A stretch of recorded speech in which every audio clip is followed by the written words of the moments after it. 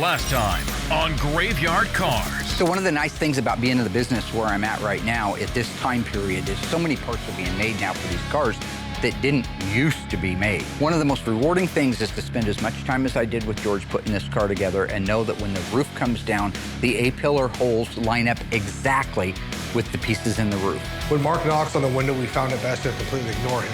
This station will remain on the air. On this episode. This is the car that we weighed against the Hellcat a couple seasons ago. There are a lot of intricacies inside there. So to be able to work on the Daytona is a dream come true. This car will be one of the most heartwarming stories we've ever told at Graveyard Carz. They're coming to get you, Barbara. In Springfield, Oregon, dead Mopar muscle cars are coming back to life. Restored by Mopar master Mark Warman. I'm a liar and a fat mouth. His daughter, Alyssa Rose. Why would you do that? His painter, Will Scott. Got one job. And his cousin, Dougie. Oh, hi, Mark. Welcome back to Graveyard Carz.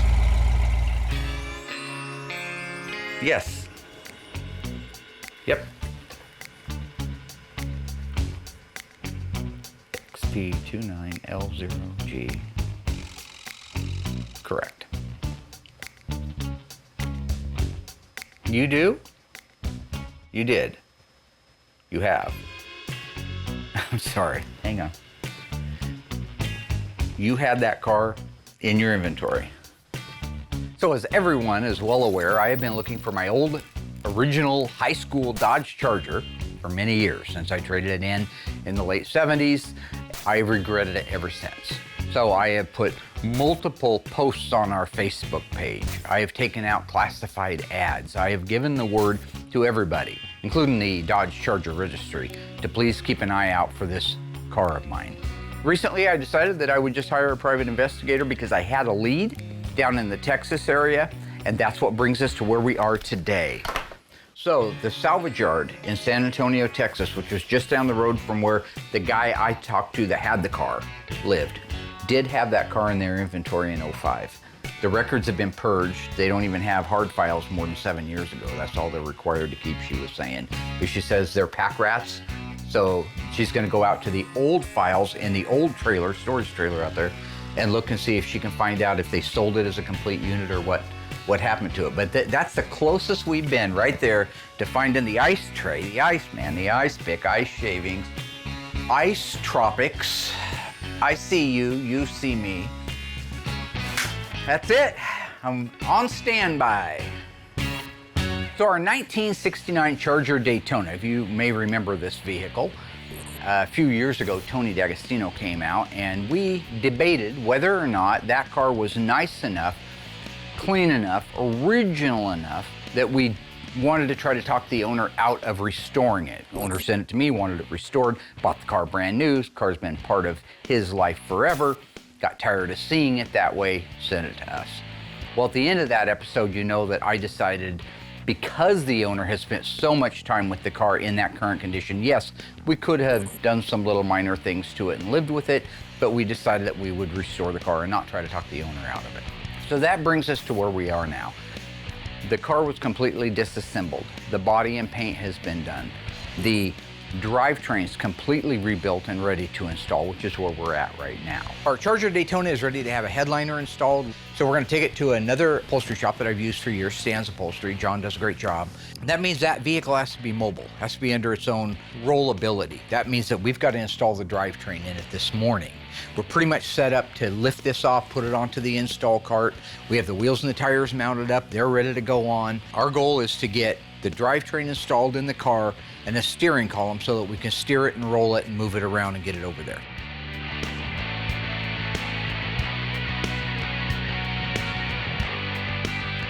Now, when you're talking about the drivetrain for a Charger Daytona, there's nothing unique about this drivetrain because it's going in an XX29 NASCAR, okay? It's the exact same drivetrain that a 69 Dodge Charger RT would have. However, that car was optioned because the Charger Daytona started life as a Charger RT, plucked off the assembly line and converted over to a Daytona. So our drivetrain, engine, transmission, the things that go on the engine, the things that go on the transmission, the drive shaft, the rear axle assembly, front suspension, and K-member, they are all 1969 Dodge Charger RT. Nothing unique that makes them NASCAR. You need to go a hair back to the driver's side. Yours or ours? Which driver's side? The real driver's side this time. Okay. Right there. Originally now on this car, I thought, because I didn't read my notes very carefully from my original conversation with the owner, back when you see us do the review of the car and the inventorying of it and the decision making, I thought that it was a numbers matching car. It's not. The transmission is original, but the original 440 HP was destroyed early on in the car's life, and so the owner put a 72 440 in it. So when it came to us, it had a 72 440 HP in it. We have since taken all of that out, located him a correct date-coded E440 HP engine, and built it and dressed it out exactly the way that a Charger Daytona should look if you're doing it OEM correct. So they're putting the K-member bolts in right now. That fastens the K-member to the frame rails. And one of the things you want to do, which they did, is to make sure those thread holes are clean. So they run a chase through it, thread chaser. They grease the bolt so it goes in real nice and easy. When they're done tightening that down, they'll put the cross member in the transmission that holds it to the torsion bar cross member. At that point, we can raise the car up and start marrying all the stuff together, like the control arms, upper control arms, put the torsion bars in, stuff like that. You know, one of the things I get asked a lot is, what would have been the right answer from a financial standpoint on restoring a car or not restoring it? Because you hear the word survivor a lot. This car's a survivor, this car's a survivor. And a lot of people will deem something a survivor, a self-appointed survivor car, when really all it means is it hasn't been restored, but it needs to be restored. A true survivor car is a car that doesn't need to be restored, but looks like a new car or very close to it with some minor over the year changes. You might have a radiator hose that's been changed out and some stuff, but that's a true survivor. This car was in the middle somewhere, but having the wrong engine in it, we established that it had had some paint work done to it, that the interior was actually a little more rough. It needed a seat. The driver's seat, passenger seat was worn down, headrest starting to show some age to them, dash was showing age. Really, the answer at that point was this car needed to be restored. However, from a financial standpoint, I think that the owner, who, keep in mind, bought this car brand new, financially, he could have sold the car for probably as much money in that condition as he could now that it's been restored. So financially, yeah, he's out X amount of money for the restoration. He's no further ahead financially, but it isn't about the finances always. You're talking about an owner who bought the car new. Talking about an owner who spent his entire life with the car. The car is worth more emotionally. And the fact is, he's seen it in that condition for so many years. He's seen it with the worn paint. He's seen it with the worn wheels and tires. He's seen it with the worn interior. He wants it new again. So how do you put a price on that? It's like the old commercial. It's priceless. He needs to see the car new. That's what we do. I do stuff like that. I do what I want when I want. Everybody knows I like to have a little bit of fun. All right, there's nothing wrong with having a little bit of fun. You hear that?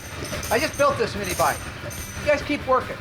I want to ride a mini bike around the shop. I ride a mini bike around the shop. You know, what about that question?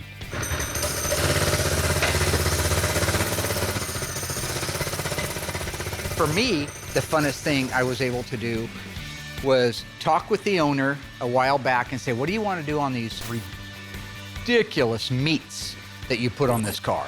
These, I think they were an M or an L50 14 in the back and some little hokey thing in the front. They were a 5-slot mag. They were probably, they're broken. I can't use them, but I think they were Anson mags, old school ones. But he said, if somebody's making them and you can get me a polished aluminum 5-slot, you can go with the widest tire you'd like. So I made the decision to go with the American Racing 5-slot wheel, 15.8 in the back, 15.7 in the front, and the back's gonna get a 275/60 R15.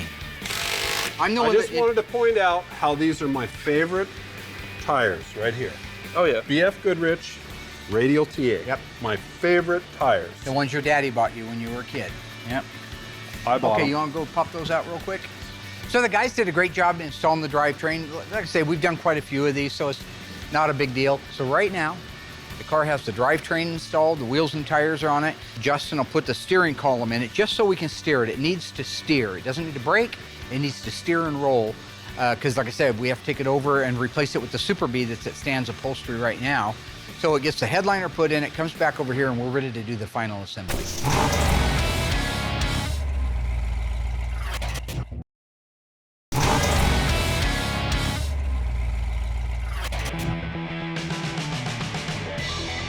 Now that our Daytona has the headliner in it and it's back to the shop, Justin and Alyssa are going to install the sound deadening material. This is the car that we weighed against the Hellcat a couple seasons ago. I remember seeing that before I even started working here. So that's kind of cool And now to you're be working on this car. Yeah. That's full circle. That's crazy. Right. Oh, yeah. So when you watched that episode, do you remember how Tony didn't want to restore this car because it was an all-original Survivor car? Yeah, Tony wanted this completely original, not restored. And my dad wanted to butcher it. Yeah. Well, not really, but Yeah. I think it was a good choice to go ahead and restore this car just because it has the original owner. So the owner was used to seeing it in that condition, and they really wanted to see it brand new again. So I think in that case, all jokes aside, my dad made the right call to restore it. Yeah. Now, when you're talking about these old cars, our 69 Charger Daytona, there's a lot of sheet metal there. It's a lot of double skin sheet metal. So in the situation of a door, you got the outer skin, plus you have the inner reinforcement. Those tend to resonate when you get a good vibration, a good harmonic going in the car. You add that door and the right-hand door and then the floor that has areas that can resonate, and it's all just magnifying the sound from outside the car. That's why we're doing the sound deadener now. Number one, it was requested by the owner, so keep that in mind. Yes, it's not OEM, but this makes a car so much better driver. When you add that stuff to the doors, the insides of the doors, the insides of the quarters, the main floor, the under seat pan, you can put the sound deadener everywhere in the car, in my opinion, except where you see it. So you wouldn't want it on the insides of the quarter panels, that's fine. You wouldn't want it on the wheelhouses where you can see it. But if it's hidden, put it on there. In this case, we've got Justin and Alyssa working together, who have really become a sharp team. So maybe I can just get Alyssa out here to help me with all of them. No, I don't mind helping. Too far? Too far? No, I can help. I'll help. No problem. It's really a pretty easy job, so it was a great thing for me to jump back into the assembly room and do, and work with Justin too, because we've never worked together. So it's really fun to work with someone who also has similar interests. You also have young kids. Yeah, everything went smooth. Alyssa did an amazing job. She just kind of mimicked what I did on the other side. So couldn't ask for a better partner to help out with this. It's nice to see that Alyssa can jump from working with Doug on an engine, over to working with Justin, down to the body shop with me, up into the parts room, back down to quality control, and she's still great with customers out front. And I think it's really cool that he saw this car in the episodes back when he just watched the show. When they took this car to the weigh station with the Hellcat and kind of just did that shootout against these cars, you know, I was watching this episode with my father-in-law, who's now passed. So just being able to work on this car, seeing it on TV, you know, just sitting on the couch, and then now being here working on the car, it's just so cool. So at the end of the day, we are installing a non-OEM product in a very OEM car, but it's a good addition to it, and it's also blessed by the owner. In 1971, Dodge introduced the Demon. Built on the A-body platform, it was available with a slant six, 318, and the high-revving, high-horsepower 340. Standard transmission was a 3-speed manual. Optional was the 4-speed and the automatic transmission. True or false? 1971 was not only the first year for the Dodge Demon, it was also the last year for the Dodge Demon. If you think you know the answer, stay tuned. After the break, I'll let you know.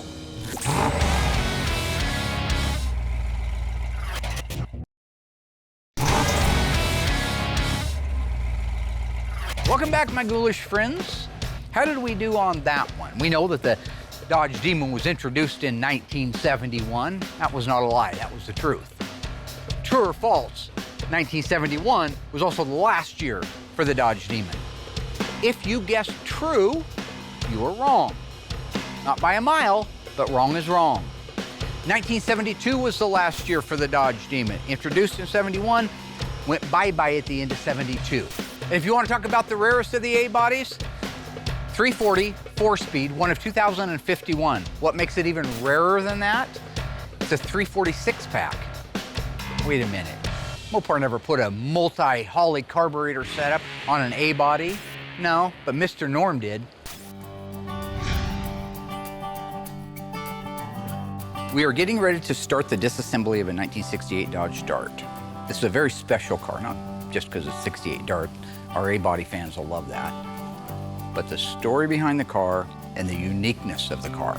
So it's important that I do the car and the family justice. So in the winter of 1968, Mr. and Mrs. Stanley walked into Wolffinger Dodge City, the local dealership, and they were looking for a Dodge Dart GTS. So at the time, the things that were really important to her when it came to ordering this car were the color combinations, as well as the 340, the manual 4-speed transmission, and manual steering and manual brakes. So the Dodge Dart Convertible was available for several years before 1968. 67 was a very similar looking car. However, in 1967, the shoulder belts were not out.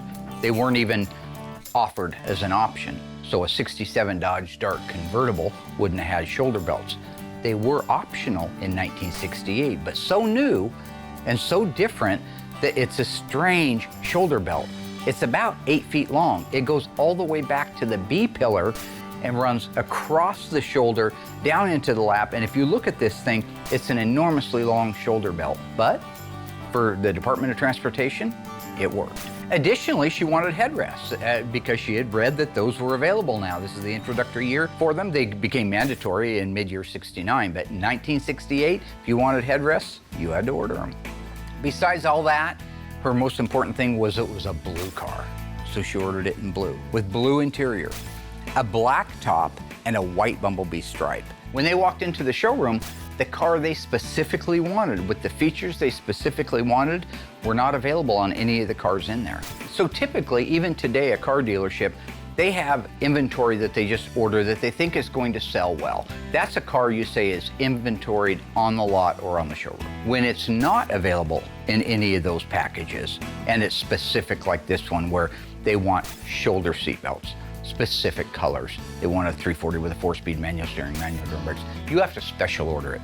You sit down with the salesman and you go through that option book and you say, I want this, I don't want that, I do want this, I don't want that. And at the end, all of that adds up to a certain number. You flop your cash down, they order the car for you. And that's what these folks did. They special ordered a 1968 Dodge Dart GTS Convertible, 344 speed. And that is what we're getting ready to work on now. Now this is funny. It's Mrs. Stanley that actually drag raced that car. That's right, for many, many years, she was a drag racer in it, which now makes sense why she wanted manual steering and manual brakes. Less weight, go fast, save a little bit of money at the same time. But when we talk about these cars being part of our lives and part of our heritage, I mean, she has race slips from when she used to go drag racing. I have got pictures of that car in the snow up to the windshield. I have pictures of their children sitting in the car. When I talk about the fabric of our lives, these cars being it, that car meant something from the minute they picked it up, the day it was done, until 1982, when the car was sold and disappeared. So when you're talking about 1982, you're talking about the United States was in a recession. Times were tough. They had children, they had family to feed. They needed to sell the car. It's one of the most common stories that you'll hear with people who no longer have their original cars. Life got in the way, and it did for them. So in 1982, they had to sell their beloved possession. So over the next 30 plus years, of course, no more did they get rid of it, and they were missing it, and we're in a position to be able to get it back.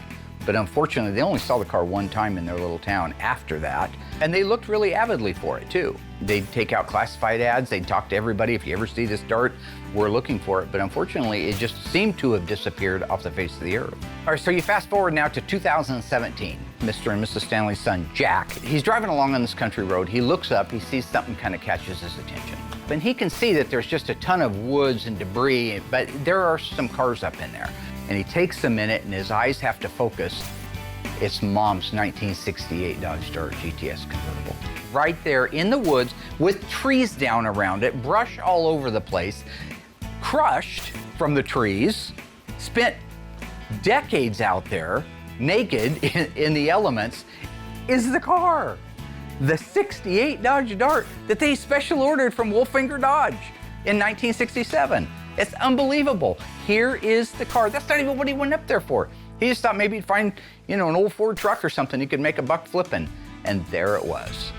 So once he realizes what this car is, he gets closer, he confirms it, and this is really where the emotions for that family started. He went back and got Mom and Dad, brought them out there, and Mom couldn't believe it. Dad couldn't believe it. First thing she did was ran up to that car and hugged it.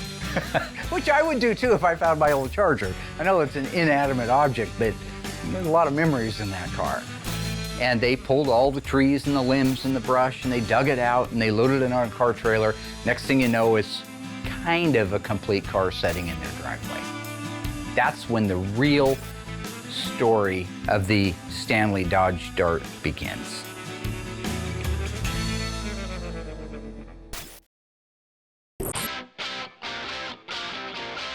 So finally, with all the body and paint work done on our '69 Charger Daytona, we can move the nose cone in for disassembly. Justin's going to begin with a teardown, restore all the parts, and then reassemble it. When you're talking about these nose cones for the Superbird and for the Daytona Charger, there are a lot of intricacies inside there. I got that seal out of the way, and what I'm going to start doing is taking pictures all the way down here and all this top filler plate. When I go to reassemble this whole nose cone, I know exactly where things were placed and how they were and what bolts were actually used. What's cool about Justin working on this one is he grew up with his dad building aftermarket nose cones and wings for these cars. He's been very exposed to the replica or tribute world. There we go, we got the filler plate off. I think I was probably born in a Daytona. So to be able to work on the Daytona is a dream come true. Being born into a family that has been building these type of cars, you grow up around them and you begin to have that just undying appreciation for it. I grew up around these cars, go to car shows with my dad. If he needed help, polishing the car, that's the first thing I would do. I'd grab a rag, I'd grab the spray, start polishing, cleaning wheels. Anytime I ever could, I'd just be out there with my dad when he was building his Daytonas, handing him screwdrivers, wrenches. And now I have my son. When he gets old enough, teach him all the same things that my dad taught me. And it's just very special.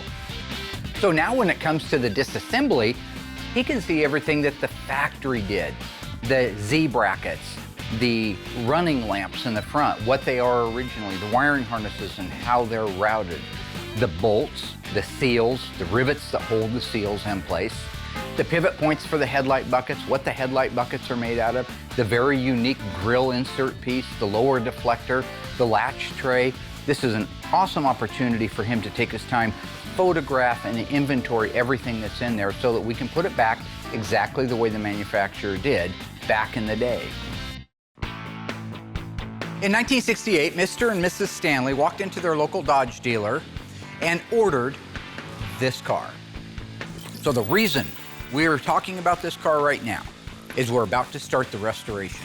And it's one of the toughest cars we've ever done. It's also one of the rarest.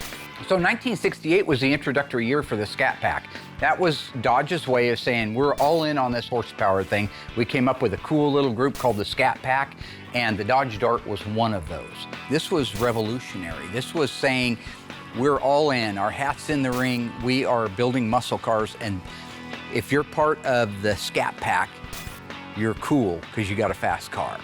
And so that really resonated with a lot of people, regardless of the number of colors, regardless of if it had power steering, power brakes, whatever it is. The fact that it's a 68 Dodge Dart GTS 344 speed make it one of only 44. So let's just talk about how cool the car is on its own merit. So in 1968, the Dodge Dart GTS was standard with the 340 and optional with the 383 big block in an A-body. This is really cool. They actually did it in 67, carried it into 68 when they made the GTS. Now, if you wanted a Hemi in one of those cars, first off, you had to be approved by Chrysler to get one. Chrysler only built 80 of these. They are a factory super stock Dart. We got to go out and put one through the tests at Brett Torino's place down in Las Vegas. He had a 68 real live super stock Dart. These cars had a 426 Hemi with the cross ram dual 4 intake manifold. If you look at the street Hemi, which is what we work on here all the time, the carburetors, one in the front, one in the back. It's called an inline dual 4. If you go back to 1965, they had the cross ram race Hemi. They were staggered like this. That complete setup actually went into hibernation until 1968 and brought back out for the 68 Superstock Dart Barracuda. There were no window regulators. They didn't roll up and down. They wanted to save the weight, so they just used a strap in there to hold the window down or to hold it up. Additionally, the hood and the fenders were made of fiberglass. But I got to start with the first thing, which is inventory in the car and its condition and validating it. That's what we're going to do now.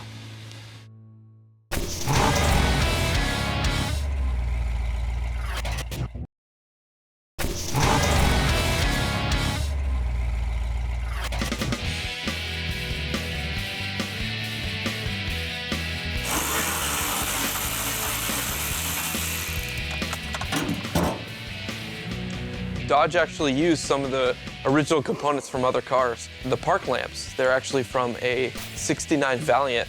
And you can see that right on the lens. It says 69V, and the V stood for, Valiant, like X stood for the model of the Chargers. So the paint on these headlight doors are actually peeling. They're weathered. They're really, it's from 1969, so it's like 40 plus years old. If overspray got somewhere, it is what it is. They left it.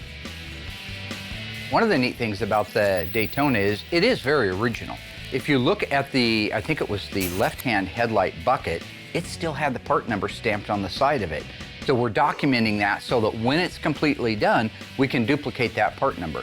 Even though you'll probably never see it in a million years, that's what we want to do here at Graveyard Carz. Because if somebody were to crawl up its butt with a microscope, or what was it Eddie Murphy said in Beverly Hills Cop?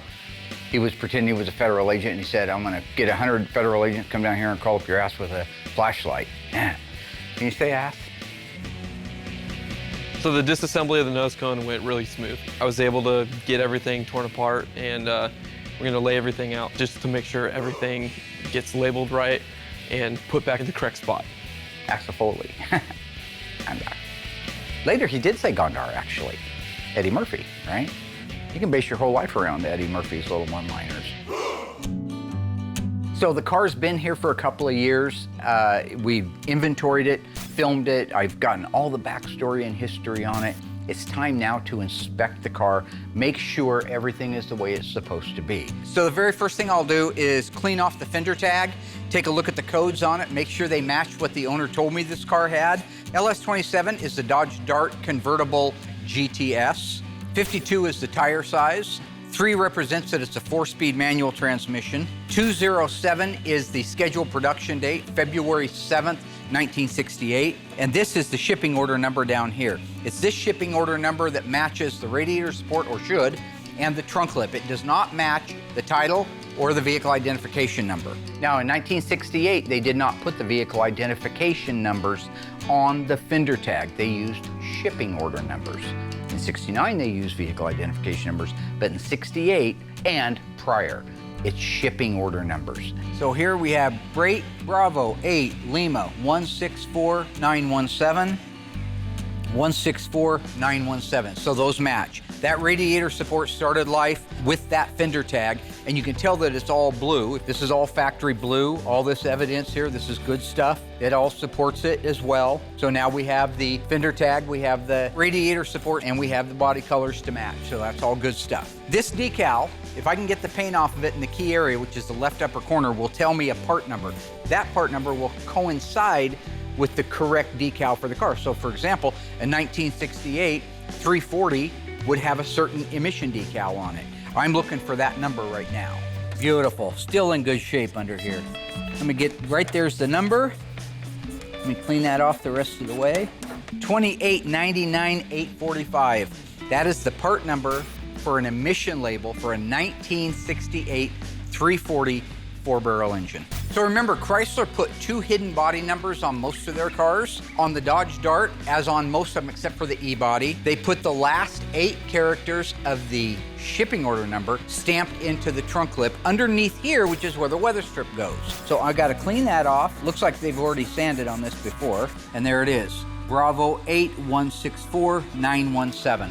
So this trunk lip, which is blue, QQ1 blue, which matches the original paint quarters, which matches the original paint firewall, which matches the fender tag and the upper cowl panel and the upper radiator support, all tell me this car is a real live 1968 Dodge Dart GTS 340 4-speed. Now, some of the other cool detailing points that we want to get. Here you can see the remnants of what's left of the bumblebee stripe. You'll see how it's cut down here, right where they cut them at the factory. They didn't let them hang all the way over. If you buy your graphics, like we get ours from Phoenix Graphics, they come a little long. You have to figure out where you're going to cut them. We always try to cut them exactly where the factory did if we have evidence of it. Well, now we have evidence of it. Here you can see the original white stripe as it fades out, starts to show the original primer underneath it. Little signs of the adhesive still left on there. That bumblebee also started life on this car.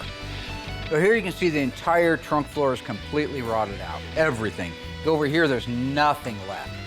Little piece of the extension right there, holes in the floor, holes in the rear body panel. Up there, the under seat pan that goes all the way under the seat and back to the trunk's completely gone, just rotted out through there. All that's garbage. Trunk lip, the gutter, completely rotted out. If you look around there and all the way over to the other side, it's all rotted out. So that won't be usable, but this piece will be usable.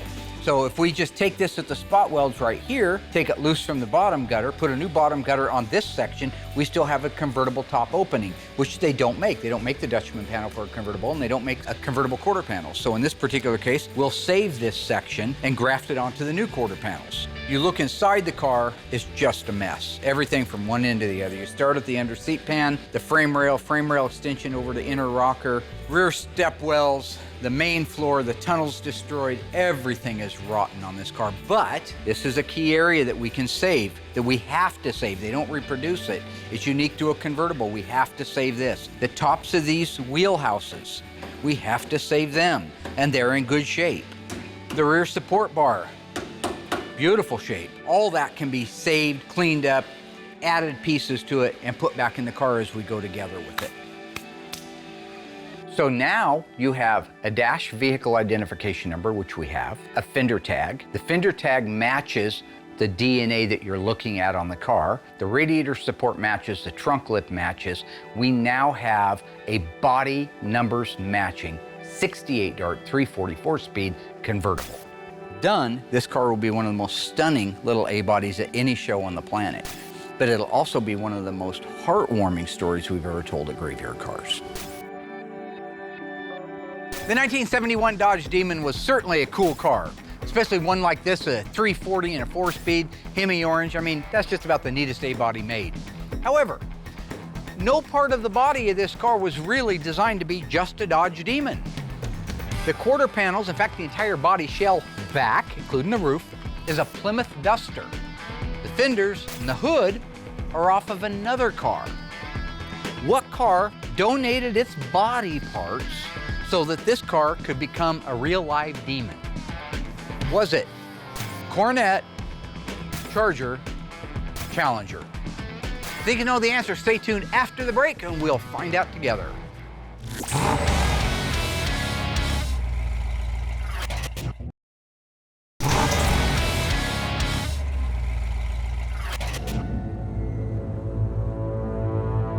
So you're telling us Mark is just a mannequin, you've been controlling him the whole time, and you've been faking blindness. Actually, that makes sense. Dougie's never been blind. I don't know why I didn't pick up on that sooner. You got me. I planned this entire dinner party. I designed a dummy Mark. Wait, so the dead butler in the kitchen? Yes, I designed that one too. And I spent months modifying and booby-trapping this mansion. Of course, I didn't do it all on my own. I had help from two of Mark's most trusted employees. No, Will? How could you? Hey, this wasn't my choice. I was blackmailed. He said he'd expose me for being the #2 painter. But according to my Instagram, #1_painter, I'm the #1 painter. Okay, I admit it. It's been me, George, this whole time. We built the mannequins and installed the bars. I came in disguise so I wouldn't be found out. Dude, you're an idiot. I told you you weren't fooling anybody. Let me tell you something, fella. You just made a huge mistake confessing all this to a well-known private investigator and his partner. murder, identity theft, blackmail. You're going away for a long time. Tony, have Mr. Oldham unlock the door as he will be escorting us to the nearest police station. I don't think I'll do that, Stan. What's this all about? Come on, Stan, what kind of detective are you? You didn't really think I was working for you this whole time, did you? Dougie, you did good. Everything went according to plan. Thank you, sir. That's right. None of you suspected a thing, did you? No one ever has. I've been trying to get rid of Mark for years. Now I've finally done it. That's right. I killed Mark. Me. Royal Yoakum. Oh my God, Royal? Why would you kill my dad? I mean, besides the obvious reasons. For this, of course.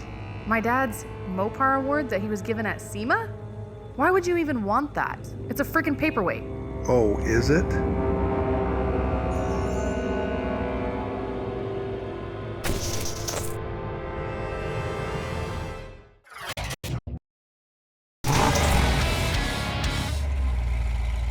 All right, ghouls, welcome back.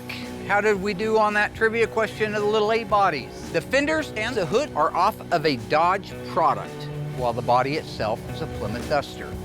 What Dodge product donated its fenders and hood for this car to come to life? Was it Coronet, Charger, Challenger?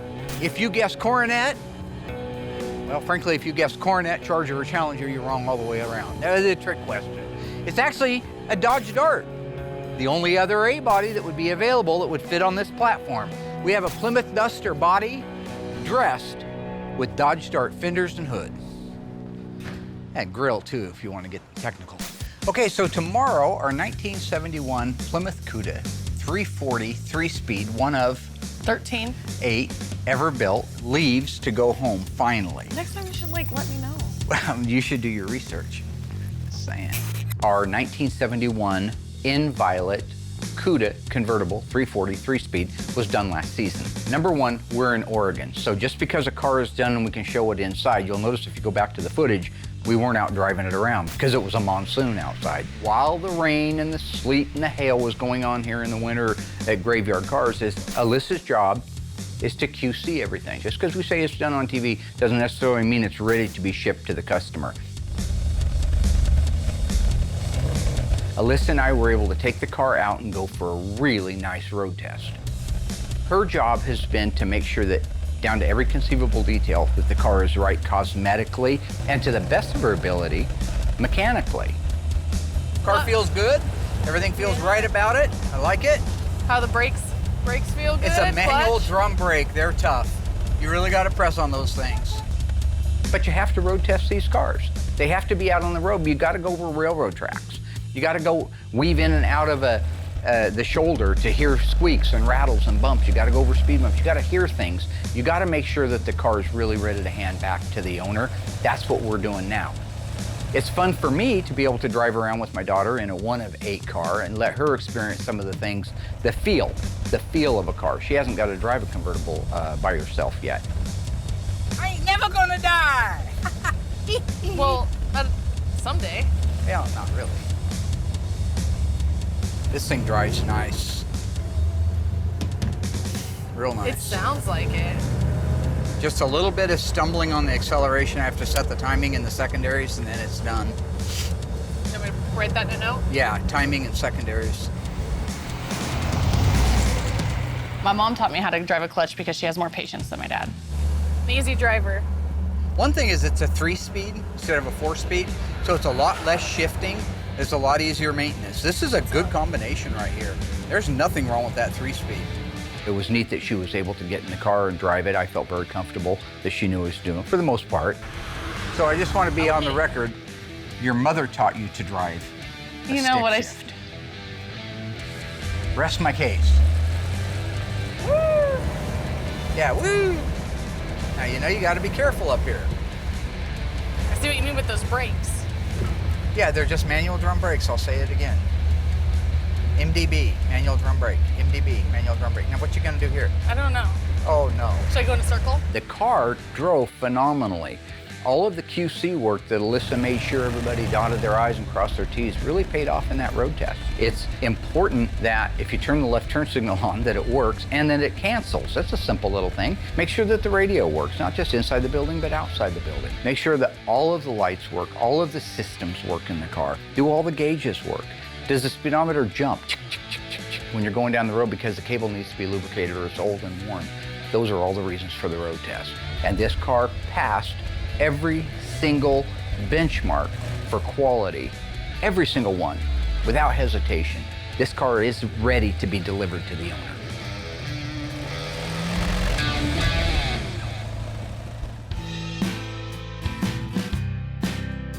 So with the Daytona's nose cone torn apart, labeled and everything, organized, I can actually go get the wing, bring that in, and take that apart. It's gonna be quick, 2 bolts, and it's done.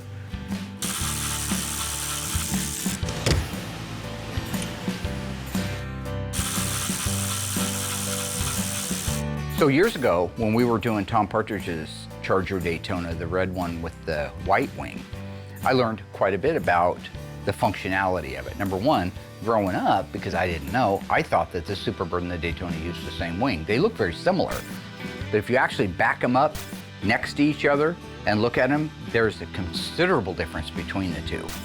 But the one thing that isn't different about it is how it functions. All they did was the top plane that goes across it. If you look at it from the side, you'll see that it has this shape to it, kind of a half round moon shape, and the top is flat. That's the same principle as an airplane wing, except because they want downforce on the car, they flip it over. So on a Daytona Charger, that little shape right there is on the bottom and the top is flat. If you wanted it to lift up, you just flip it over and it would cause it to lift up at high speeds. So that's kind of a cool thing. But the Daytona wing is made out of a cast aluminum, all 3 pieces. It uses a hex-headed bolt on each side, and it is adjustable. So in a real NASCAR, you'd want to adjust that around there based on, you go around the track a few times and maybe it's a little soft in the back and it's starting to slide out. You would adjust it for more or less down pressure. It's really a cool functional piece. Now that we have the nose cone completely disassembled and inventoried, photographed, as well as the wing, we can move it into the rest of the shop for restoration work. I am so glad that everybody gets to ride along real time for this. I mean, granted, this is going to air a few weeks after it's happened, but I am on standby to find out, confirm that this company, this wrecking yard down in Texas, did have my old car and where it went. So I'm completely thrilled to be doing this and sharing it with all of my beloved ghouls out there in Graveyard Land. Hello there. Yep. Okay, lay it on me. What'd you find out? Okay.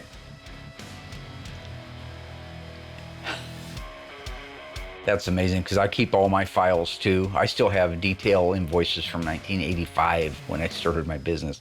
I know you don't have to, but it's kind of cool. I figure someday I'll be old and gray and it'd be fun to go back and look through some of that, see where you were when you were 25 and 35. And yeah, so I'm sorry, I'm just a little bit excited. Okay. What's that mean?